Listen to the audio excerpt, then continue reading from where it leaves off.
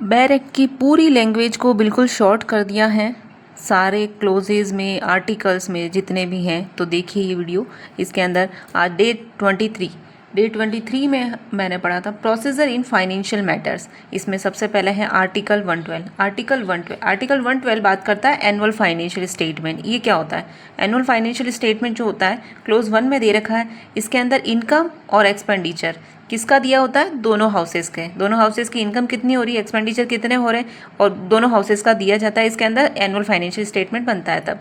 और second close में दे रखा है कि जो एक्सपेंडिचर का क्लासिफिकेशन होता है वो कैसे होता है कि चार्ज एक्सपेंडिचर होते हैं एक तो, और एक अदर एक्सपेंडिचर।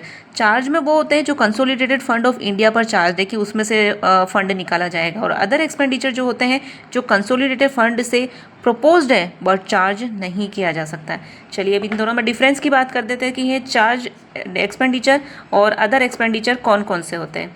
ठीक है, चार्ज जो एक्सपेंडिचर होते हैं वो पार्लियामेंट में वोट नहीं होते हैं। चार्ज है तो डेफिनेटली चार्ज देना ही है उनका, लेकिन अदर एक्सपेंडिचर जो होते हैं वो लोकसभा में वोट होते हैं।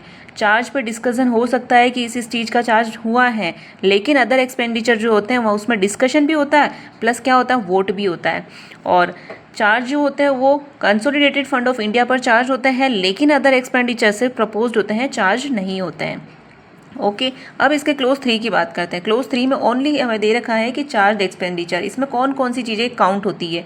तो देखिए सबसे पहले प्रेसिडेंट के, बी बात करता है chairman, deputy chairman, speaker, deputy speaker, parliament के ऑफिसर्स बोलते हैं इनको, इनकी सैलरी अलाउंसेस जो भी होते हैं ये सब, डेट जो होते हैं जितने भी वो होंगे, जजेस, सुप्रीम कोर्ट के जजेस, हाई कोर्ट के जजेस, इनकी सैलरीज वगैरह, केग की सैलरीज, अलाउंसेस, ये सारे हो गए। और एफ बात करता है कोर्ट और ट्रिब्यूनल के लिए आता है वो, और जी अदर्स की बात करता है।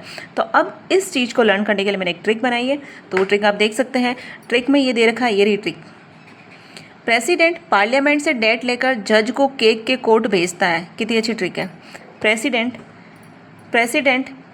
पार्लियामेंट से, पार्लियामेंट के ऑफिसर से, इसलिए प्रेसिडेंट पार्लियामेंट से डेट लेकर जज को केग के कोर्ट भेजता है। तो इतनी अच्छी ट्रिक बनाई है इसकी 3 की चार्ज एक्सपेंडिचर कौन कौन से होते हैं, तो ये पूछा जाता है एग्जाम में। बात करते हैं आर्टिकल 113 की। 113 बात करता है procedure in parliament with respect to estimates word से ही पता चल रहा है कि एस्टिमेट लगाना। तो फर्स्ट जो है चार्ज एक्सपेंडिचर जो होते हैं, नो वोट ओनली डिस्कशन, इस पर कोई वोट नहीं होता है, डिस्कशन ही होता है।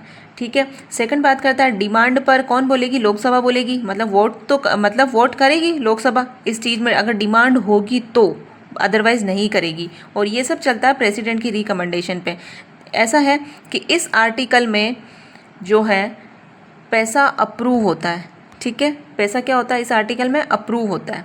और आर्टिकल 14 में अप्रोप्रिएशन बिल रेडी होता है। मतलब इसके अंदर क्या होता है कि जो अप्रूव हुआ होता है ना पैसा, वो उस आगे तक मतलब प्रोसेस में पहुंचता है। जैसे अप्रोप्रिएशन बिल आर्टिकल इसमें सब क्लोज 1 बात करता है। आर्टिकल 113 की ग्रांट्स के बाद 13 में क्या हो गया? पैसा अप्रूव हो गया। इसके बाद अप्रोप्रिएशन बिल आता है, तो उसमें क्या होता है? वोटेड ग्रांट होते हैं और चार्ज एक्सपेंडिचर, इन दोनों को शामिल किया जाता है। और फिर अप्रोप्रिएशन बिल में जो अमाउंट होता है, डिस्टिंक्शन होते हैं, ये सारे डेस्टिनेशन वगैरह बदलने वाला अमेंडमेंट अलाउड नहीं है। अप्रोप्रिएशन हो गया बिल में, उसके बाद आप कोई भी अमेंडमेंट नहीं कर सकते हो। और थर्ड बात करता है कंसोलिडेटेड फंड से पैसा तभी निकलेगा जब अप्रोप्रिएशन मेड बाय लॉ हो, अदरवाइज नहीं। जैसे इसका एक एग्जांपल देख लो, बहुत इंपॉर्टेंट एग्जांपल है, मतलब मैंने बहुत खुद से बनाया हुआ एग्जांपल है ये, कि मान लो गवर्नमेंट को किसी डिपार्टमेंट पर 100 करोड़ रुपए खर्च करने हैं। ठीक है, अब आर्टिकल 112 में ऐसा है कि 100 करोड़ का एस्टीमेट लगा दिया, जो अपन ने जस्ट पहले पढ़ा था। अभी हम पढ़ रहे हैं 113। तो इसमें क्या है, लोकसभा ने ग्रांट, अभी 114 पढ़ रहे हैं हालांकि, लोकसभा ने ग्रांट अप्रूव कर दी, 113 में अप्रूव कर दिया था। अब 114 में क्या होगा? अप्रोप्रिएशन बिल आ गया। एक्ट के जरिए कंसोलिडेटेड फंड से 100 करोड़ निकालने की अथॉरिटी मिलती है। ठीक है, तीनों का मतलब जो कन्फ्यूज़न था वो क्लियर हो गया। आर्टिकल 115 बात करता है सप्लीमेंट्री, एडिशनल और एक्सेस ग्रांट। क्लोज 1 ए में बात हो रही सप्लीमेंट्री, मतलब पैसा कम पड़ गया, अब वो बिल पास हो गया, उसके बाद में पैसा कम पड़ गया तो सप्लीमेंट्री हो गया। और एडिशनल ग्रांट, नया काम आ गया। और बी बात करता है, क्लोज बी बात करता है एक्सेस ग्रांट, मतलब जितना मिला था उससे ज़्यादा खर्च हो गया। ये 3 चीज़ें हो रही है इसके अंदर। ठीक है। तो क्लोज 2 में अब यहाँ पे बात करी है कि यहाँ भी आर्टिकल 112, 113, 114 का प्रोसीजर लागू होगा कि पहले एस्टीमेट निकालेंगे, फिर वो अप्रूव होगा, फिर पैसे मिलेंगे। तो इससे CFI मतलब कंसोलिडेटेड फंड ऑफ इंडिया से मनी अप्रोप्रिएशन की कॉन्स्टिट्यूशनल प्रोसीजर भी फॉलो होती है, उसी टाइप से फॉलो करेंगे। यह प्रोसेस पार्लियामेंट से होता है। प्रेसिडेंट इसका स्टेटमेंट पार्लियामेंट के सामने रखता है, ये वाला पूरा कि कम पड़ गया है, अब इसके पैसे पास करने हैं, तो इसका काम ये प्रेसिडेंट करता है, ठीक है। अब बात करते हैं 116 की। 116 में बात हुई है votes on account, votes of credit and exceptional grant. अब इसमें क्लोज 1, इस आर्टिकल में लोकसभा को ग्रांट देने की पावर है, ठीक है। तो क्लोज ए बात करता है वोट्स ऑन अकाउंट, इसका मतलब क्या होता है कि बजट आने तक थोड़े समय तक एडवांस पैसा ले लिया, वोट्स ऑन अकाउंट का मतलब। और बी बात करता है वोट्स ऑफ क्रेडिट, मतलब अचानक बड़ा खर्च आ गया, जैसे कोई इमरजेंसी आ गई तब, उस वक्त डिटेल भी नहीं बता सकते, डिटेल बताना मुश्किल है, तो वोट ऑफ क्रेडिट बोला जाता है इसको। और सी बात करता है एक्सेप्शनल ग्रांट, मतलब करंट सर्विस के बाहर मतलब कोई विशेष खर्चा आ गया तो वो, तो एक बार ये सब पैसे पास करने के लिए, ठीक है। तो इसमें क्लोज 2 में आर्टिकल 113, 114 की प्रोविज़न इस ग्रांट पर लागू होगी, ठीक है। और नेक्स्ट आर्टिकल दे रखा है आर्टिकल 117, इसके अंदर स्पेशल प्रोविज़न दे रखे हैं एज टू फाइनेंशियल बिल के।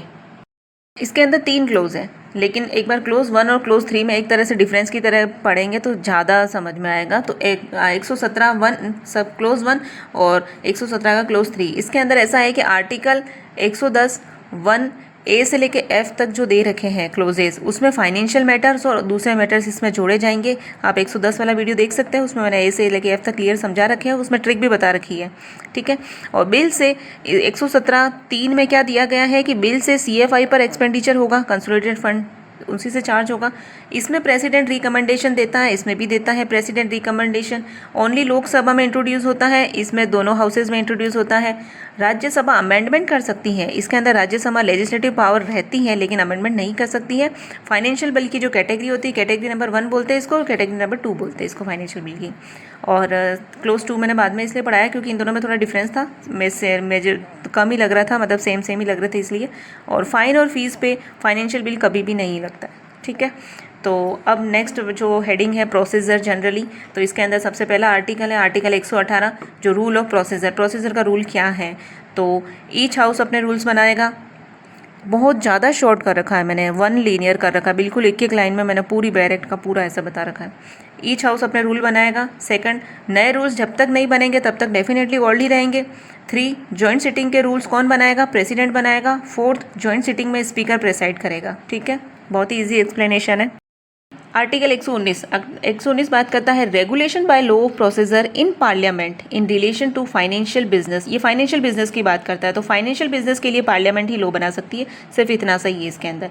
फिर बात करते हैं 120 में बात करिए कि language to be used in parliament. Parliament में कौन सी लैंग्वेज यूज़ होगी, या तो हिंदी या इंग्लिश, ठीक है। लेकिन अगर कोई पर्सन है जिसको कोई मेंबर है उसको हिंदी या इंग्लिश में मतलब नहीं आ रहा है, कि हिंदी में बोलना भी नहीं आ रहा है या इंग्लिश में भी नहीं आ रहा है, तो वो क्या करेगा कि राज्यसभा का जो चेयरमैन होगा वो, या फिर लोकसभा का स्पीकर, ये इनको परमिशन दे सकते हैं कि आपकी जो मदर टंग है आप उसमें बात कर सकते हो। जैसे कोई राजस्थानी है तो राजस्थानी लैंग्वेज में, MP का है तो वहाँ की लैंग्वेज में, बिहार का है तो बिहार की लैंग्वेज में, अपनी मदर टंग में पार्लियामेंट में अपनी जो एक्सप्रेस कर सकता है वो उसकी परमिशन दे सकता है।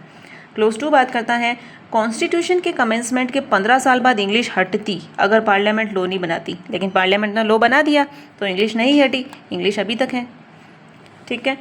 आर्टिकल 121 बात करता है restriction discussion in parliament. Parliament चल रहा है सेशन और उसके अंदर रेस्ट्रिक्शन लगा हुआ है डिस्कशन पे। अब कौन कौन से डिस्कशन पे रेस्ट्रिक्शन लगा हुआ है, सबसे पहला है सुप्रीम कोर्ट के जजेस, हाई कोर्ट के जजेस के conduct in discharge of duties पर लागू होता है। यानी जज ने अपनी जुडिशियल ड्यूटी करते समय क्या किया, उसके कंडक्ट पर पार्लियामेंट में डिस्कशन नहीं हो सकता है।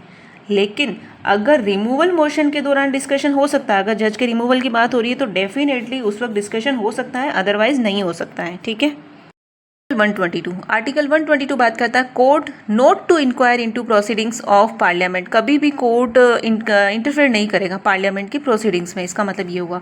तो क्लोज 1 बात करता है प्रोसीजरल इरेगुलरिटी अगर होगी तो कोर्ट नॉर्मली नहीं जाएगा, लेकिन अगर कॉन्स्टिट्यूशनल इलीगलिटी हुई तो जुडिशियल रिव्यू ले सकता है, ठीक है। बात करते हैं चैप्टर नंबर 3। इसके अंदर सिर्फ एक ही आर्टिकल था, आर्टिकल 123, तो सोचा आज ही साथ के साथ कर लेते हैं इसको। तो चैप्टर नंबर 3 बात करता है legislative power of the president, president की लेजिस्लेटिव पावर की।